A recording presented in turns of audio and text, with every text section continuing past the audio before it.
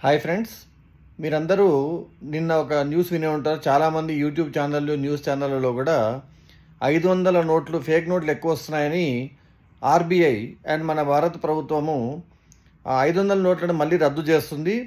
500 నోట్లు డిమానిటైజేషన్ అవుతుందని చెప్పి నార్త్ ఇండియా నుండి మన తెలుగు ఛానళ్ళ వరకు చాలా యూట్యూబ్ ఛానళ్ళు, న్యూస్ ఛానళ్ళు కూడా పబ్లిష్ చేసాయి. నేను ఎప్పుడూ చెప్తూనే ఉంటాను, ఒక వార్త రాగానే అసలు ఈ న్యూస్ ఛానల్ ఫస్ట్ చేయాల్సిన పని ఏంటంటే అది నిజమా కాదా తెలుసుకోవాలి. ఎవరో ఒక హిందీలో ఒక యూట్యూబ్లో న్యూస్ ఛానల్ నడిపే వ్యక్తి చెప్పిన వార్తను పట్టుకొని అందరూ ఇంక అదే అదునుగా 500 నాకు ఫస్ట్ నేను ఫస్ట్ న్యూస్ పెట్టాలని చెప్పి చూసారే తప్ప నిజంగా అసలు ఆర్బీఐ అది చెప్పిందా? కనీసం ఆర్బీఐకి ఒక మెయిల్ పెట్టో లెటర్ రాసో కనుక్కున్నారా? వాళ్ళకున్న సోర్సెస్ నుంచి కనుక్కున్నారంటే లేదు. తెలుగులో కూడా చాలామంది 500 నోట్లు రద్దు, 500 నోట్లు రద్దు అంటే ఇప్పుడు నిజంగా చెప్పండి, ఒకసారి 500 నోట్లు రద్దు అంటే లాస్ట్ టైం 2000 నోట్స్ రద్దు చేసినప్పుడు ఇబ్బంది పడిన వాళ్ళందరూ మళ్ళీ ఒకసారి అదంతా గుర్తు తెచ్చుకొని ఎమోషనల్గా టెన్షన్ పడరా? అది ఇప్పుడు 500 కూడా తీసుకోకూడదని ఆలోచించరా? అరే 150 కోట్ల పాపులేషన్ ఉన్న కంట్రీలో కనీసం ఒక 50 కోట్ల మందికి ఒక రకమైన మెంటల్ టెన్షన్.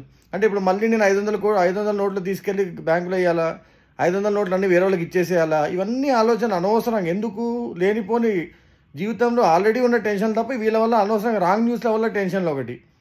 ఆర్బీఐ నుంచి ఎలాంటి అనౌన్స్మెంట్ లేదండి. 500 నోట్లు అన్ని లీగల్గా చెల్లుతున్నాయి, లీగల్గా ప్రింట్ కూడా అవుతాయి, ఇంకా చలామణి అవుతాయి.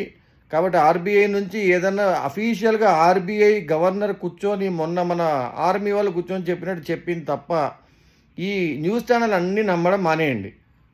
ఎప్పుడు అంతే. ఎందుకంటే న్యూస్ ఛానల్ వాళ్ళకి ఫస్ట్ కావాల్సింది వ్యూస్, సెన్సేషను, అంతకంటే ఇంకేమీ లేదు.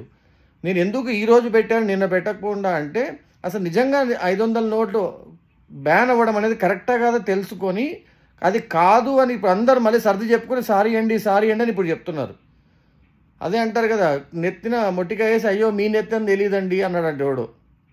అలా ఫస్ట్ ఆఫ్ ఆల్ మీరు కూడా ఈ సెన్సేషన్స్ కోసం యూట్యూబ్లో న్యూస్లు నడిపే వాళ్ళని తగ్గించి కాస్త నిదానంగా అది కరెక్టా కాదా తెలుసుకోవడానికి ట్రై చేయండి. సెన్సేషన్స్ కోసం వాళ్ళు చెప్పేవన్నీ నమ్మొద్దండి. ఆర్బీఐ నుంచి ఎలాంటి నోటిఫికేషన్ లేదు, 500 నోట్లు రద్దు అవ్వట్లేదు, క్యాన్సిల్ అవ్వట్లేదు.